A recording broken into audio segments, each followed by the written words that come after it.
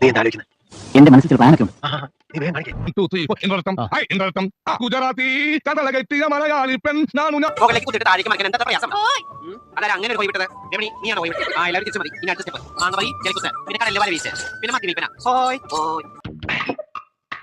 എവിടെയോ എന്തോ ഒരു തകരാറ് പോലെ. സ്കൂളിൽ പഠിക്കുമ്പോൾ ഡാൻസിന് പാട്ടിനൊക്കെ ഞാൻ മിടുക്കിയായിരുന്നു. സമൂഹ ഗാനം വരെ ഞാൻ ഒറ്റയ്ക്ക് പഠിച്ചിട്ടുണ്ട്. അന്നെ സിനിമയിൽ അഭിനയിക്കാൻ വിളിച്ചതാ. അന്ന് ഇതുപോലെ തടിയൊന്നുമില്ലായിരുന്നു. സീലിംഗ് ബ്യൂട്ടി അന്നെ എല്ലാവരും വിളിച്ചിരുന്നത്. സ്വാമി നിന്നെ അങ്ങനെ പോയാലോ?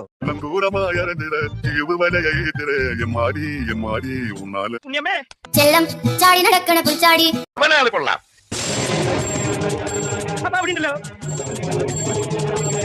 എന്താ കേശവ? അവന്റെ കരച്ചിൽ രണ്ട് സഹിക്കാൻ പറ്റില്ലടോ. അത്രയും തല്ലണ്ടായിരുന്നു. അവസാനം കാല് പിടിച്ചപ്പോ നിർത്തി. നാഭിക്ക് മുട്ടുകാലം കൊണ്ട് ഇടിച്ചിട്ടില്ല. ഇപ്പൊ എന്താ ഉണ്ടായേ? എന്തിനാ ആളുകൾ പടക്കം പിടിച്ചേ? ഇന്ന് വിഷു. നീ എവിടെ പരിപാടി അവതരിപ്പിച്ചാലും ഇത് തന്നെയാണ്.